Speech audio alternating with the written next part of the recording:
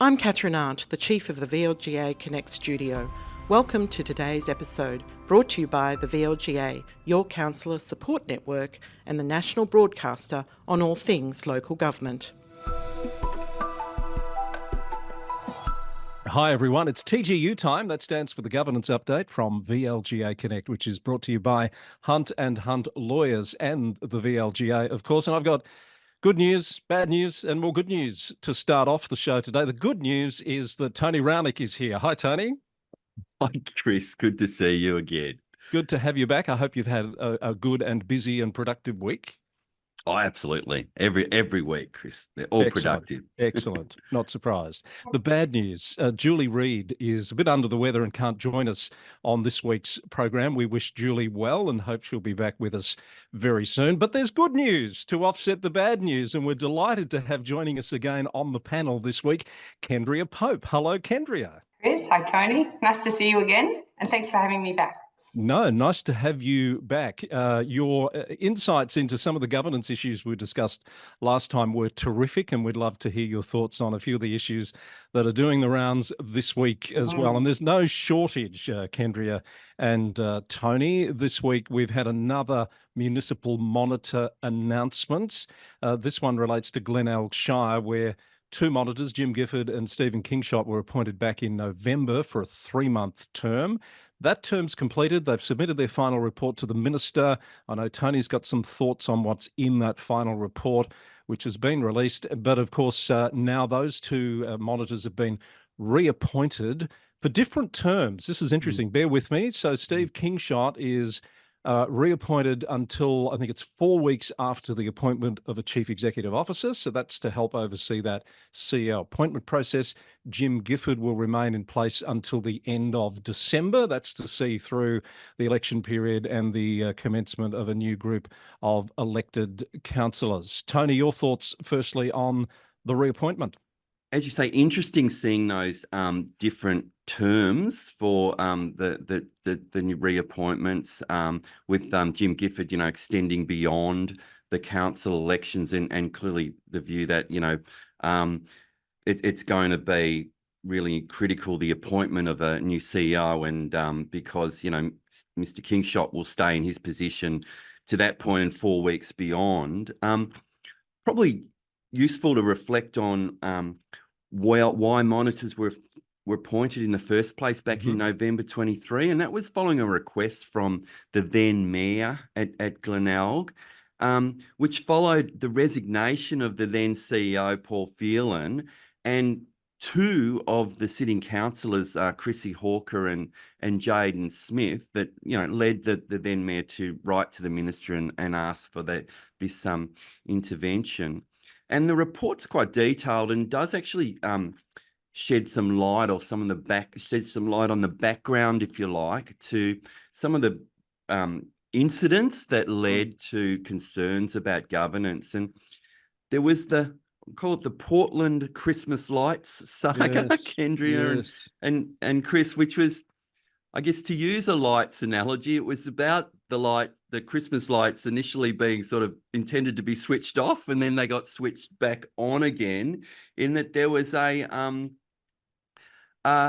councillor workshop, and remember that word workshop, because that's going to be important as we go through this report, but a councillor workshop where council officers presented to councillors a proposal that for the festive season 2023, there would be a change to the Christmas decorations, New Year's Eve arrangements, and in an effort to save money, given that there were some budgetary constraints, the Bentink Street, Norfolk Island Pine in Portland, which is traditionally lit up at considerable expense, that wouldn't be lit up, was the plan, and that there'd also be some changes to, some of the New Year's Eve festive arrangements. And that was, that news was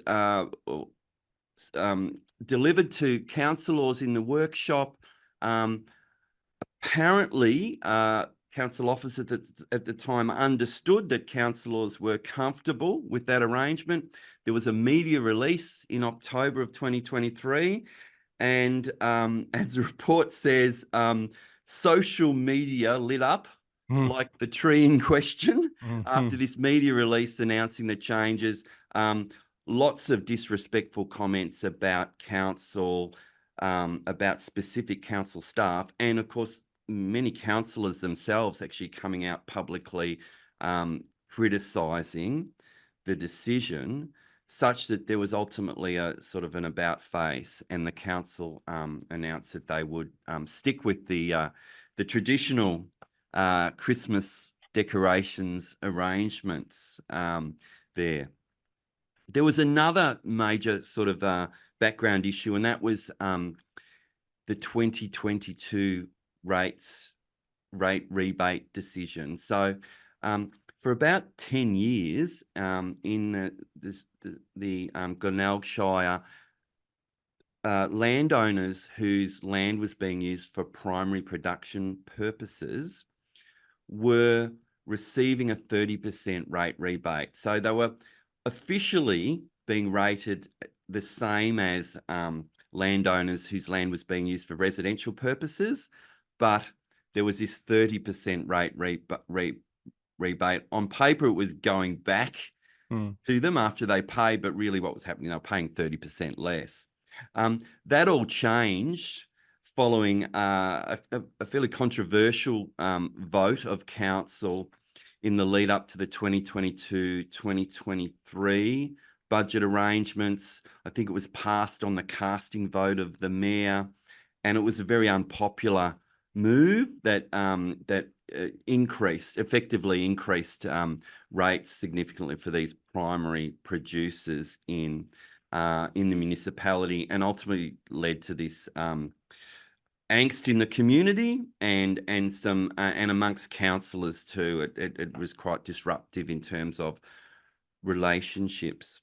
So they're the key things that have led to the fracturing of relationships, an environment that obviously had become very difficult for many of the people working within it, both councillors and officers. So what led to the breakdown? We saw the councillors resign, as you mentioned.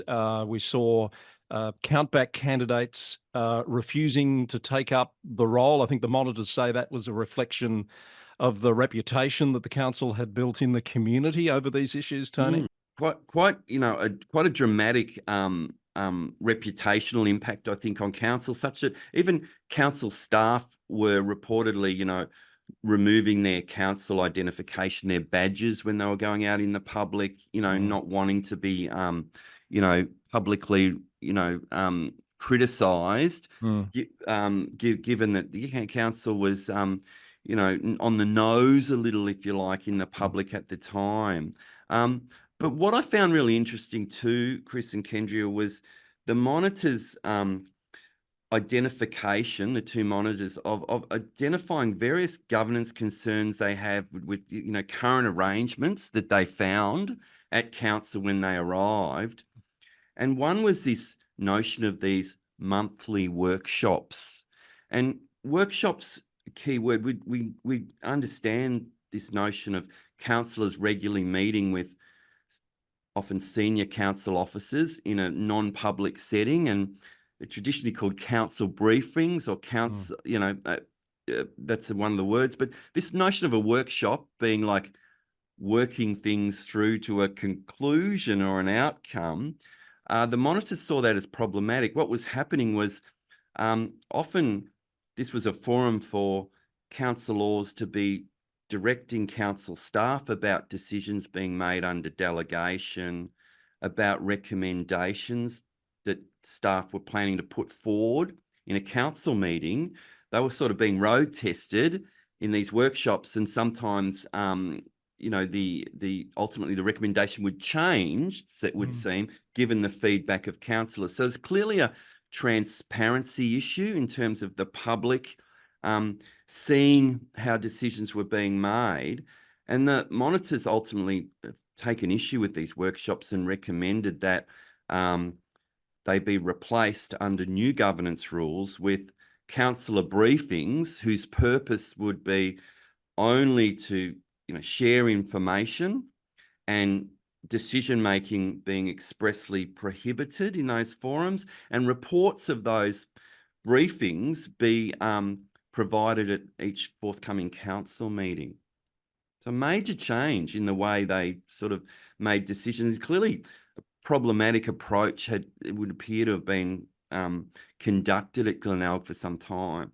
Yeah, obviously it's a concern if decisions are being taken away from workshops and implemented without the council formally making that decision at an ordinary council meeting. So Tony, were they having workshops as well as briefing sessions, as well as ordinary council meetings, or not the traditional briefing session? Kendrea, I'll come to you in just a sec. Not the traditional briefing session that other councils are known to have? Yeah, my impression was that it was this workshop forum that was the key forum, and it wasn't something like you describe as a briefing. And maybe it's just how their briefings evolved to become this workshop forum. But as you say, clearly not consistent with VAGO reports and that we've seen over the years that talk about the importance of a transparency of decision making at councils. Yeah. And I think it's probably also useful to think about the range of recommendations that the monitors previously made. So I think they developed up a 5-point plan that was to form a work program which would guide the council towards better governance over time. And I would hope that they've improved the practice that Tony's just referred to, because that would seem something that you could certainly relatively in a straightforward manner resolve pretty quickly. But one of the other areas that they identified for further work was on the renewal of the policies and procedures and practices at council. And I suppose that drew my attention because I think that there are so many councils that are struggling with what seems like a mountain of policies and procedures that they find very challenging to maintain. And that is an issue that impacts and I think causes many CEOs to lose sleep. It's something that impacts both metro councils, regional councils and rural councils, and would certainly seem an area where there's potential for a slightly different approach. Many councils have hundreds of policies, both council adopted policies and often many hundreds of administrative policies, which are frequently inconsistent or overlapping, out of date, and in many cases adding very little value, and in fact potentially detracting from the agency of staff to work within their area of authority. So I think it's a sector-wide problem, and if indeed Glenelg has struggled to update that suite of policies, they wouldn't be alone. But I certainly think it's something that with some support from the state and with a more joined up approach across the sector, ideally councils would have access to a suite of really streamlined policies that they could draw upon and potentially tweak to their own needs. And that would resolve a huge issue that faces many councils and is often something that's a priority, but never seen as urgent and therefore never sufficiently addressed and resolved. We could spend a lot of time on the policy issue, and I've certainly been challenged by this in the past, policies versus procedures. I was just asked the other day by someone for my opinion on a policy that had been endorsed at the senior executive level, but it didn't appear to have been endorsed at the council level. So what sort of authority does that policy carry? And Tony, do you see this often where there's some confusion about whether a policy has to be adopted formally by a council to have effect? Yeah, and I think it would turn on what element the policy is dealing with, because clearly, the CEO would have the ability to introduce and mandate, if you like, policies for staff in terms of operational matters, OH&S, these sorts of things. But then when it comes to the interface with the public, perhaps councillors might have a greater role there. Yeah, it's a challenge for councils, I think. I think it's probably, again, one of those things that that could be worked on at a sort of system-wide level. You know, often the very first step is to get your architecture right, so you've clearly defined which areas are the proper areas for council-endorsed policies and council policy making, and then to have that architecture then properly delineate between those areas that are properly within the authority of the administration. Getting that right, you know, is really critical, and it flows. The work program then flows from there. What do we think about this hybrid approach to monitors? Because it looked like the government was moving towards having a team of 2 monitors in place, as has happened at Geelong, as happened at Brimbank. Here we've got Mr. Kingshott, who I know has also been appointed recently as the chair of the Grants Commission, so probably got a lot more on his plate now than when he was first appointed, just for that period through the CEO, and then the appointment of the CEO rather, and then Jim Gifford flying solo, if you like, for a number of months through to the end of the year. Should we draw any conclusions from that? There's some logic to what has been, you know, put in place in terms of the arrangements, the timetable for those 2 monitors. But I sometimes wonder whether it's design or necessity, whether it's availability of people sometimes too. But look, I think this could work quite well. I think knowing that there is a continuity in terms of a monitor beyond the council elections, I think will be valuable for an incoming group of councillors. But I also see that that having a permanent or an ongoing CEO appointment would likely mean make a really have a big significant impact on the way the council can run, and would reduce the need, if you like, for that external monitoring, and make sense for there therefore just to be one monitor beyond that point. Yeah, and I think I agree with what Tony says there. The other thing I suppose I interpret from this is that there's an evolution of the role of monitor and our understanding of how they can fulfil that role. And with that, you might need, in fact, different approaches being brought to any particular set of problems. So, you know, no longer are they just watching, but potentially, you know, there's a really significant role they can play in actually very actively facilitating, the resolution of some of these issues at council. And that requires a somewhat different skill set to a more sort of compliance-oriented or audit style of monitoring, shall we say. So I think, you know, with that evolution of the role and with the complexity of some of the needs in these situations, taking into account all of the technical issues and all of the cultural issues that present and the relationship breakdown that sometimes has occurred, I think that certainly does lend itself to having more than one individual who can bring you know, their own sort of set of skills and knowledge and experience to part of the solution. Makes a lot of sense, doesn't it? Anything more to say about the Glenelg report before we move on, Tony? Yeah, Chris and Kendrea, can I think highlight from a sector-wide perspective, I think some of the things that the monitors dealt with in their report really, I think, can have sector-wide implications. And the first one would be this notion around public question time. I think they observe that Glenelg Shire Council meetings had been, if you like, sort of dominated by public question time, in that, you know, firstly, there were fairly broad or lax, if you like, rules on there was no on the questions. There was no time limit to how long a question could go for. Each member of the public could ask up to 3 questions on the night. So they're having all these sort of quite lengthy questions being asked by the same individuals from the community that appeared to be sort of designed to disrupt the meeting and kind of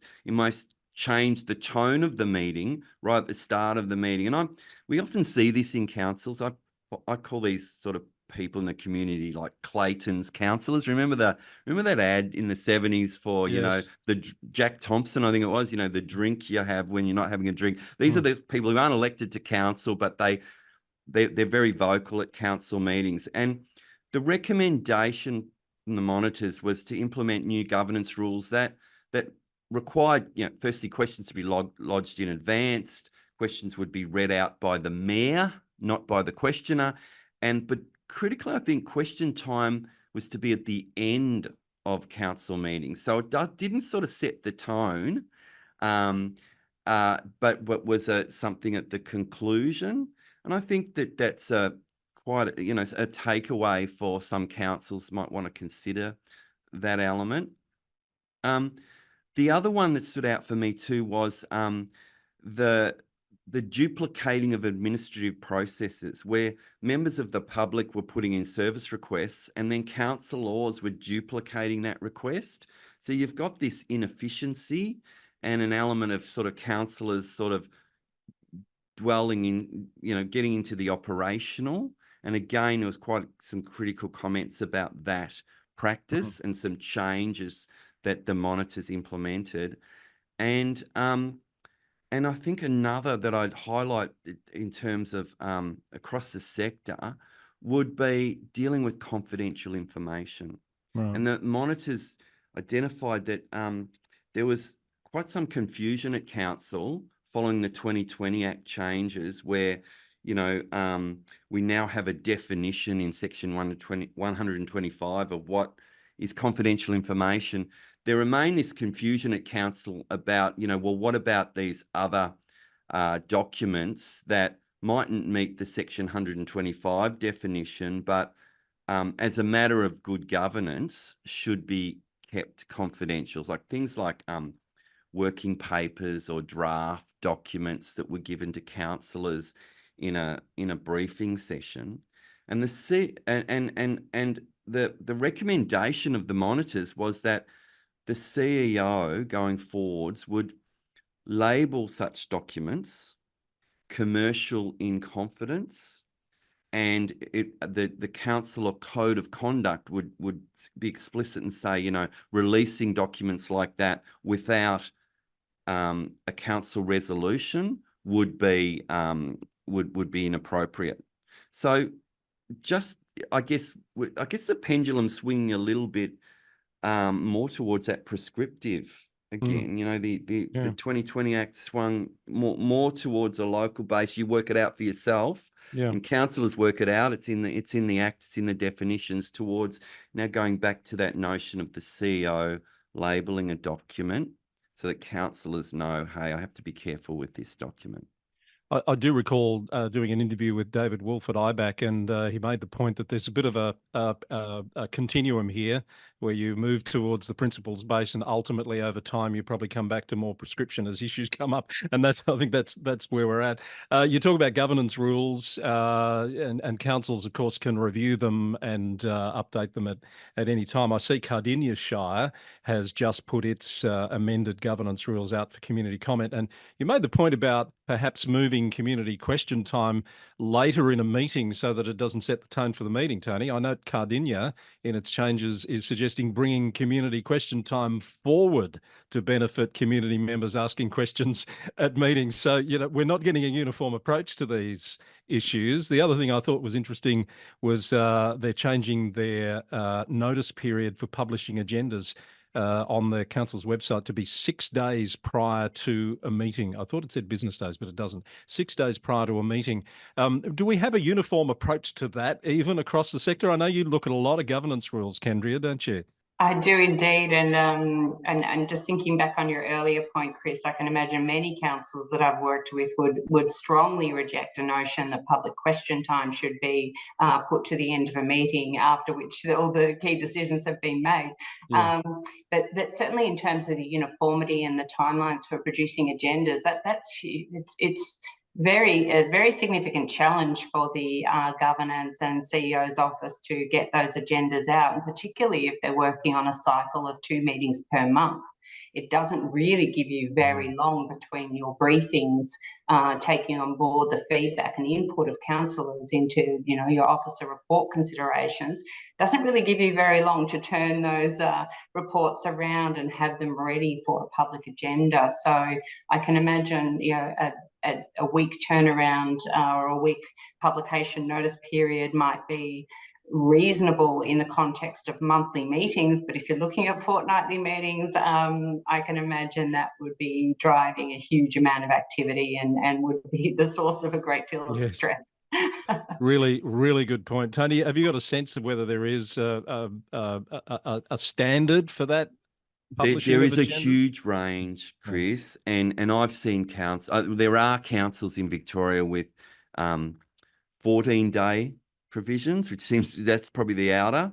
I've seen 10 days, and then and as Kendrea summed up, it really, there's a challenge there because you want time for councillors to read the materials, you want time for the community to take it in before the meeting, but there's it's such like we present this little podcast every week, and there's new things for councils every week. So imagine if you're trying to map out your entire meeting agenda a whole 2 or 3 weeks before that point. There's likely to be lots of things come up in the intervening time that are relevant. All right. Are we happy to leave that there? We've spent a lot of time on that, but as you say, Tony, quite a few things coming out of that report with sector-wide potential repercussions, if you like, and I'm sure the government, LGV, looking at that very closely, considering that we've got conduct reforms that we're yet to see the detail of. I think they include, Tony, a uniform code of conduct that they do. Required. That's certainly in the February announcement from government, said a uniform councillor code of conduct, but also used language that was sort of and associated or and other changes, and so does that mean a uniform set of governance rules? Does that mean other documents that are prescribed for councillors? Have you got any sense of that, Kendrea? What we might see? Not a sense of where we're headed there, but I certainly know from that if there were to be uniform governance rules, that I'd be very concerned about the process for developing those, because for some councils that do have very strong governance rules in place, the moving to a uniform set of governance rules might in fact be a step backwards in the wrong direction. So certainly if that is something that's going to be progressed, then you'd really want to be ensuring that that it is indeed a progression forward towards better practice, and that's very difficult when you have such a base that you're working from with such variability within the sector at present. Good luck to whoever's making those decisions. Now, we've got a long list of other things that have come up this week, so we might just deal with these briefly, get some comments. A couple of things that caught my eye in the press. A councillor out at Dandenong, this is Councillor Rhonda Garad, apparently addressed a pro-Palestine rally out the front of a local business that produces parts for fighter jets, I think, that may or may not be used by Israel in the current conflict over there. The owner of the business says she's going to raise a complaint with the local government minister about that councillor's comments and appearance at the rally. The councillor says they were there in a personal capacity. I know this has come up for us before, Tony. Interested in Kendrea's thoughts here. In a personal capacity and not as a councillor. Kendrea, your first thoughts? My first thought is that once you're holding a public office, you are never not a councillor. And, of course, this is one of the things that the sector is challenged by on an ongoing basis, and they frequently have policies that give guidance to councillors in making clear that public statements that they might be making are not representing a council position, if indeed they are not. But for a councillor to further distinguish and suggest that public activism or public public statements that are made are being made as an individual as opposed to as a councillor, I think is an illusion that dissipates fairly quickly, because, you know, whilst you hold that public office, it's really not a hat you can take off and put back on. And that's, of course, leaving aside the sensitivity and specifics of this particular issue, but it's yet again another illustration of where this particular the balance that councils try and strike between allowing, of course, the proper expression of free speech and also the need of councils to, you know, manage the council message. You know, this is an illustration of yet again that tension that council administrations and councils are actually grappling with. Look, I would want to know whether Councillor Garad, you know, had her council badge on, whether she was, you know, introduced as Councillor Garad, whether she referred to her position as a councillor when she, you know, held the microphone and spoke. I mean, I believe she's indicated that she didn't do any of those things, and she made it clear that she was attending just as an individual. So I think in the context that she hasn't done anything legally wrong, she's you know, just exercised a right to protest, then I think that provided she's as I say, distanced herself from her council position and not held herself out in some way to be have a platform here because she is a councillor, then I think then, you know, she's got that democratic right. But yeah, it's, as Kendrea says, councillors always need to be aware when they're being when they're speaking on controversial issues, whether it's on social media or in a public forum, that that, you know, they are, you know, are they there in their individual capacity, and if so, I think they need to make that statement, you know, probably something explicit like that. I just want to say that I'm here representing myself, not council. Yeah. It's a fine line, though, isn't it, Tony? Because I think that you know, and there's no suggestion that anything improper has occurred here, but you know, given the platform and the particular attention that is paid to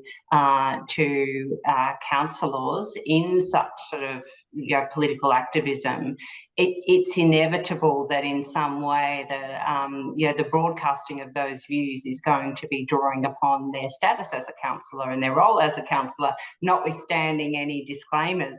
So it's just one of those, I think things that, you know, councils need to be, as you say, very, very careful of, and I just don't know that the distinction between being an individual and being a councillor can really, you know, be sustained over time. It's a very, very fine line. Yes, as I think we've discussed at various times in the past, notwithstanding the Dandenong Star Journal report doesn't sort of really say anything to contradict Tony's view that, you know, nothing legally has been done wrong here, unless there's some elements that the complaint contains that we're not aware of. It's pretty hard to see the minister entertaining a complaint of this nature, isn't it, Kendrea or Tony? Yeah, I agree with you, Chris. I don't see any current breach of any standards of conduct. Yeah. I would agree. On the information we've been given, absolutely. Yeah. All right, let's move on. Asbestos contamination we talked about last week. Just a quick update. This is changing virtually twice a day, as that's how frequently the EPA is putting their updates on their website. The number of affected sites in Hobson's Bay is now up to 14. The total number of sites inspected, Hobson's Bay says it's 22. The EPA says it's 21. That's a minor matter, but 14 where confirmed asbestos has been found. Investigations are ongoing into where that has come from. There was a site in Casey added this week, Minahan's Reserve, which has now been cleaned up and I think just about open to the public again as of now as we record this. Anything new to add on your comments last week, Tony? Because you were a bit concerned about the EPA's approach to this, weren't you? Yeah. Look. Firstly, I feel we need to have a little tally clock in the bottom right-hand corner in our episodes, don't we? How many locations this week? But look, I note that the EPA has given a range of reasons for the asbestos being present on different sites. From historic dumping at some sites to a legacy of sort of in situ pre-existing contamination in a site, through to nearby building works having contaminated the site. So a whole range of explanations for the presence of asbestos in these sites. Look, they are the experts. I'm still getting my head around their explanation here, but clearly it's a much more widespread problem than we might have initially thought. Yeah, there was one site in Brimbank, which I think has been dealt with as well. At Casey Sunshine as well West. now. Yeah. Yes, the Casey site, Minahan's Reserve. Hobson's Bay, in particular, in parts of Melbourne's west, former industrial area, it's pretty hard to turn a sod there without coming up with some sort of contamination. History would tell us. Kendrea, any observations on how these issues are being dealt with from your point of view? Well, I'd wonder, Tony, if the tally in the corner might tally up the cost as well. That's what sort of springs to mind for me is the massive remediation cost that will be incurred, and be careful what you sort of look for sometimes. It's of real concern. All right. As we said last week, keep an eye on the EPA and the Hobson's Bay website in particular for the regular updates on those issues. A new business opening or trying to open in Footscray in the old Franco Cozzo building has made news this week. It probably normally wouldn't bother with this story, but it's got an interesting wrinkle in that the original reports from The Age, 9 News, other media outlets suggested, or had the owner suggesting, that the opening was cancelled 10 minutes prior due to the council refusing to issue the necessary permissions for that business to open. Maribyrnong City Council has come out and quite clearly said it was nothing to do with them. It was a private building surveyor. There's nothing that they've done that has affected that business's ability to open. I noticed the media has updated their stories, but they're still sort of, it's got a bit of a tinge of disbelief about it, Tony, hasn't it? Like they're not believing what the council's saying here, which is interesting. We're talking about the Moon Dog Wild West Brewery. Sounds like somewhere you might hang out, Chris. Sounds like something out of the Blues Brothers to me. Imagine bottles being thrown at the stage or something. Doesn't sound quite my scene, Tony, but yeah. Apparently the party had 600 guests invited, the launch party.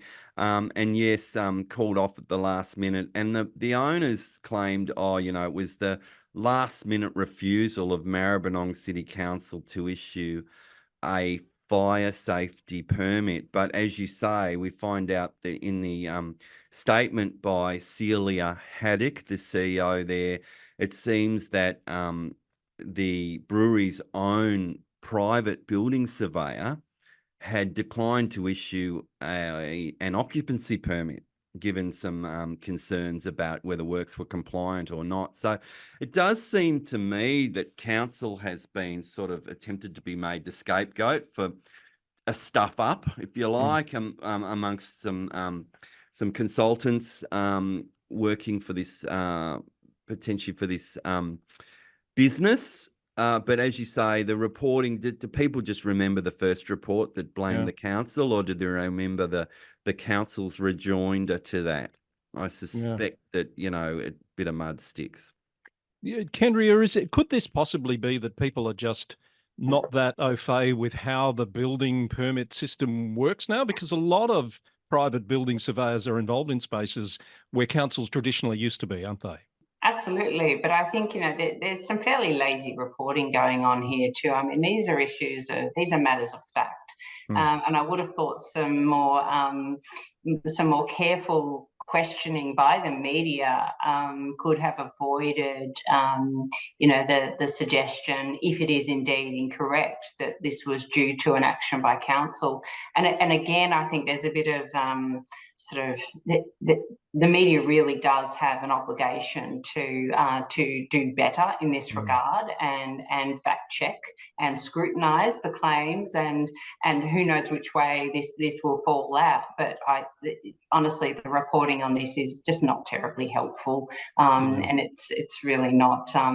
I wouldn't have thought met the standards that should be required, particularly when you're talking about significant sort of statutory obligations and compliance matters. So it's a bit disappointing. It's a bit disappointing. I agree. This way. I would agree with that. The council statement said the council is disappointed that the cancellation of the opening has been misrepresented by Moondog as being a decision made by council, especially given how closely we've worked with them throughout the planning and construction process. All right, let's go across to Banyule, where a development that the council has agreed to with Woolworths. This is turning an old library in Rosanna into a new facility, community space, a new supermarket. I believe it's the first supermarket in that area. If this goes through, this has been on the First major, I think this is an IGA or something. Yeah, fair enough. It's been in the works for a few years, pre-pandemic.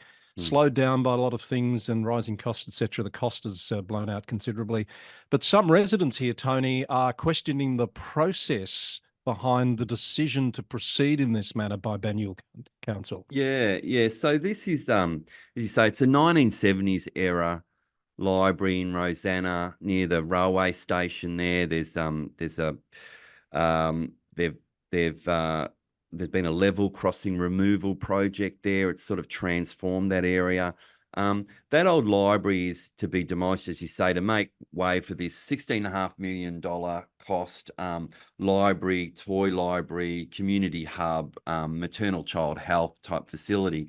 And when it was announced, according to these community members who are concerned, they understood that this would be at no net cost to council, because council was transferring part of the land to Woolworths for their new supermarket, and in return was going to get this new community facility. Well, it's turned out that, look, there is a net cost to council. It's $12.3 million of that $16.5 million cost. There's 2.7 coming from Woolworths. Some of these members of the public say they're being gaslighted because they understood no net cost to council. But look, the budget was revealed at a council meeting this month. There's been a unanimous vote by the councillors to proceed with the project. The Mayor, Tom Melican, has come out and said, this is a great project. It's going to revitalise the Rosanna shopping precinct. And I think he's right when he says, it will create a community hub that will serve local people for many years. I tend to agree that once we have one of these new community assets out there, the community will sort of reach their conclusions when they're using the asset. We know these things aren't cheap, and here at least councils sought to defray some of that cost, if you like, by some element of a land swap arrangement, and it would seem that the cost to councils ultimately perhaps potentially higher than was originally anticipated, but you'd expect that with rising construction costs, etc. Interesting, and I wonder whether, if you look at the calendar with a few months to go to elections, whether there's political elements at play here. Tony, Kendrea, care to comment? You don't have to comment on that. Just a cynical observation on my part. We might leave that one there. The Age has reported that this week. A few other notes of interest. A governance veteran of 30 years in the sector at councils like Darebin and Yarra, Rhys Thomas, has been announced as the new head of local government programs and policy at the VLGA. Now, Rhys, I know, has been a long-term listener and supporter of the governance update, and he's joining the family, Tony. Yeah, you got a unique background, Rhys, as you say, 30 years in local government, but also I think you've got qualifications in planning and has worked in private industries, I think traffic engineering, planning. He's got a law degree as well. So, and he's, as I've worked with Reece at various councils, and he'll be a great find for VLGA, and I think will make a significant contribution. Good move. Kendrea, I think it's great to see people with real local government experience actually taking on roles like these in the peak bodies, because I know that's been a challenge in the past, hasn't it? Oh, absolutely. I don't know Reece, but hi, Reece. So if you're a watcher, then you'll be watching he this is, and episode. I'll bet he'll be watching this one just on the off chance that we might talk about that appointment, which everyone thinks is a pretty great appointment. A couple of stories out of Tasmania. We don't need to spend a lot of time on this, but these are just fascinating, seeing the latest come through on these. At Latrobe Council, where they're recruiting a GM, the mayor has been accused of threatening colleagues with jail terms, basically, over release of confidential information or the potential release. He's refuted those claims quite strongly. Another councillor has now turned to a statutory declaration to say that he absolutely said the comments she's claimed that he did. So that's playing out while they're trying to recruit a GM. What about the look to whoever the final, I think they're down to one candidate. Wouldn't you be looking at this and thinking, do I really want this job? Yeah, I think, it seems to me it's a case of councillors sort of not putting the best interests of the community and council first, but rather, their own sort of internal agendas, and airing all that in public. I don't see what the net benefit of this is, other than furthering some personal agendas of various councillors. I think the difference in opinion, I suspect, or the difference in view of the facts, might come right down to just a little whether it was a typo or a misstatement about a date, which I think might allow people to say, no, that didn't happen. Right. Someone else saying it did when there was an error on a date, I suspect, if you read the fine detail of this. Yeah, two separate dates being offered as to when those supposedly confidential discussions happened. And another one, Kendrea, out of the who would really want to be a council CEO stroke GM file from Central Highlands Council, where the general manager's performance review is overdue, and it's at the centre of a bit of a war between the mayor of that council and the rest of the councillors. By the looks of things, those councillors called a meeting to deal with it. The mayor was not happy and has accused them of corruption and collusion because of it. Because the mayor's come out and said, it's corruption and collusion, or at least that's reportedly come out and said that. Yeah.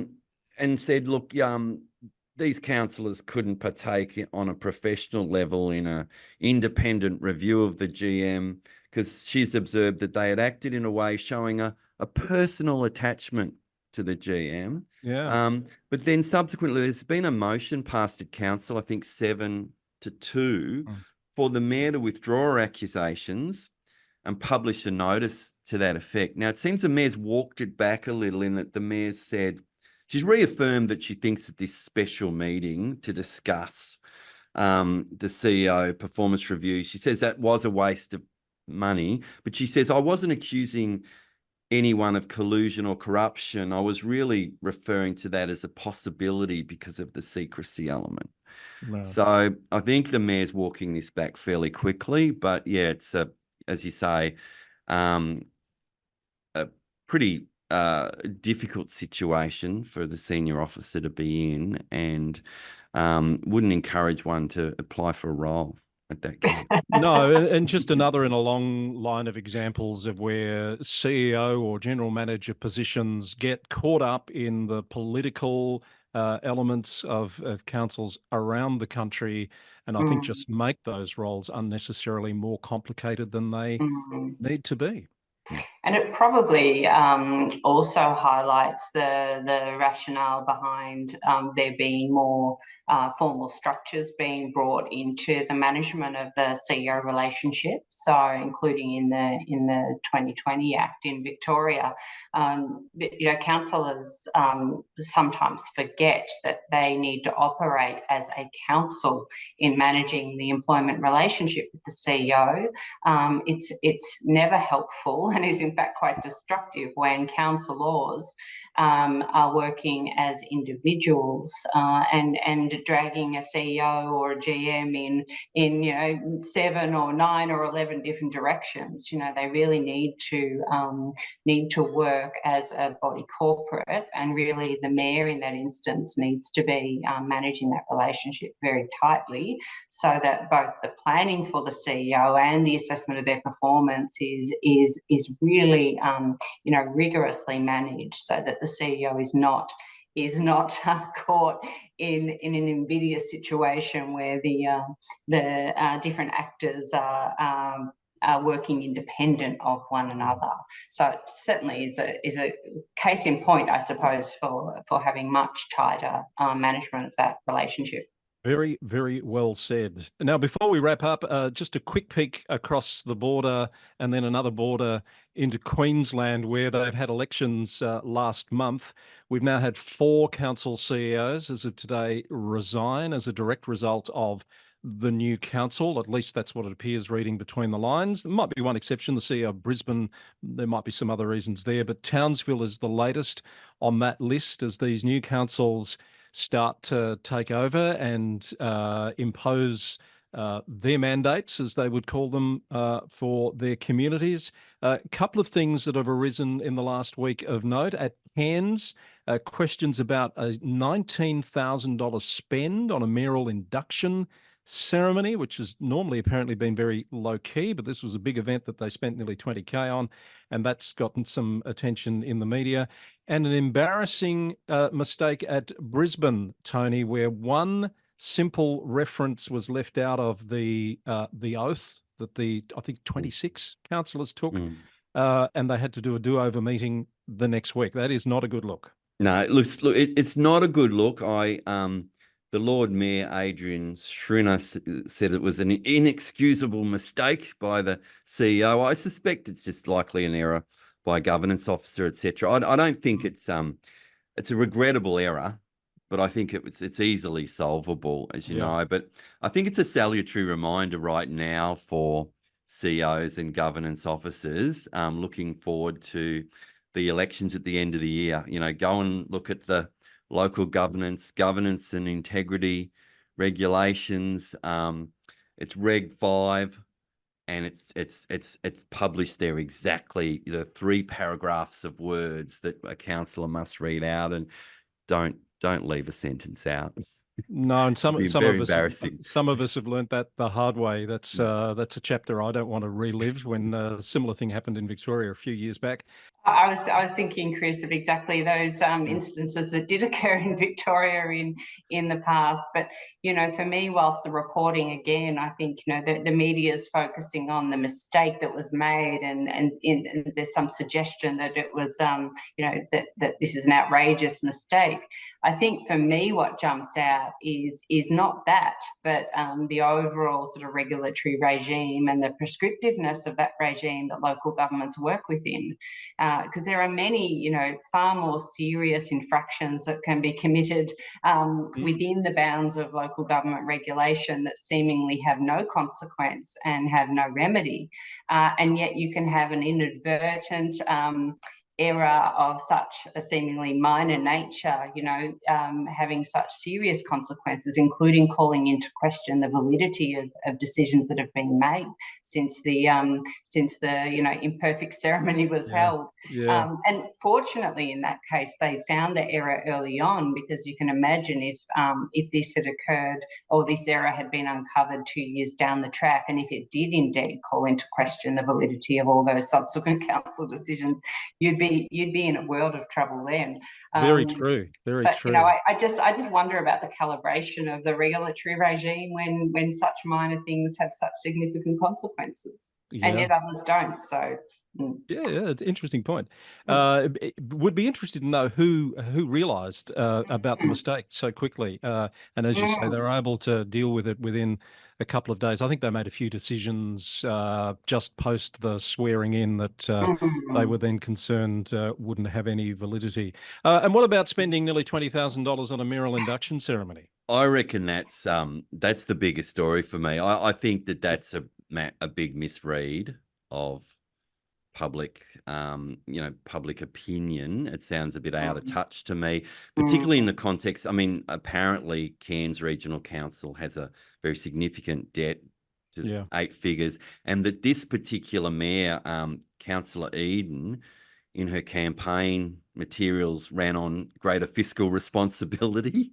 So look, I just think it's that mayor would want to hope that the public don't have long memories in 4 years hence. I think that 19,000 seems like a lot of money for a show with 450 onlookers at the Cairns Performing Arts Centre to induct the mayor. Seems like a big expense to me.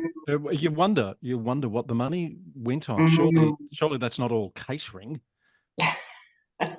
Hire the hall, Yeah, security in a council facility. Anyway, we're only guessing and speculating. We might leave it on that note. Any final thoughts, Kendrea? Firstly, I ask you on the week's news or what might be ahead.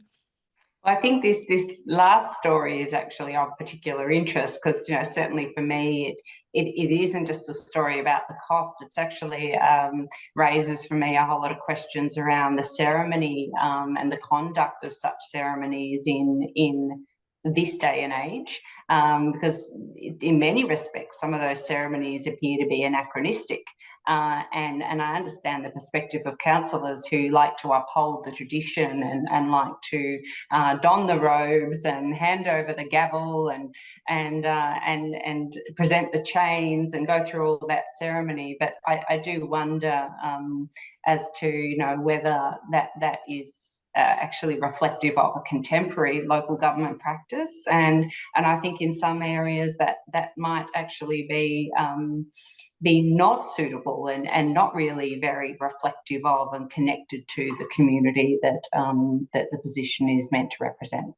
A lot of councils have moved away from robes and chains, haven't they? It would be interesting to know what the balance is, how many are still hanging on to those traditions from the past. Tony, final words from you? Well, I'll be working through my inbox. I got an interesting email just last night from IBAC. So I've been asked to fill out that survey on perceptions of public sector corruption. So I'll have a play with that on the weekend. How long do you think that will take you? Well, I think they said it's going to take me 15, 20 minutes, but it'd be interesting. It's certainly an initiative by IBAC to gather information across more than just local government, of course, broadly across the public sector about perceptions of corruption, would be that in procurement, in appointments, in it's great, I think, that they're reaching out to people who are engaging with the sector and would have some experience in procurement. So that'll be a bit of fun for me on the weekend. Good luck with that, Tony. We did say that was coming last week. Quick plug for the Standing for Local Government sessions that the VLGA is running on the 17th of May and the Local Women Leading Change session on the 24th of May. And a reminder to CEOs who may be listening from VLGA member councils that the VLGA's Election 2024 Candidate Training Program prospectus is now available. It's got stacks of information on how your council can work with the VLGA to offer tailored workshops for potential candidates, as we're about to hit, I think, the 6-month mark. I think it might be next week, 6 months to election day in Victoria. Gosh, it's coming around quickly, isn't it? Tony, thank you as always to you and the team at Hunt & Hunt Lawyers for your support for TGU and for your insights. Particularly great to hear your take on the Glenelg report, which is available on the Local Government News, Local Government Victoria website now. We'll talk to you next week. And Kendrea Pope, lovely to have you. Thank you for stepping in for Julie this week, and we hope we'll be able to see some more of you in future on TGU. Thank you, Chris. It's been interesting as always. Absolutely. All right, that's TGU for this week from VLGA Connect. Thank you so much for watching and listening, and we'll see you again very soon.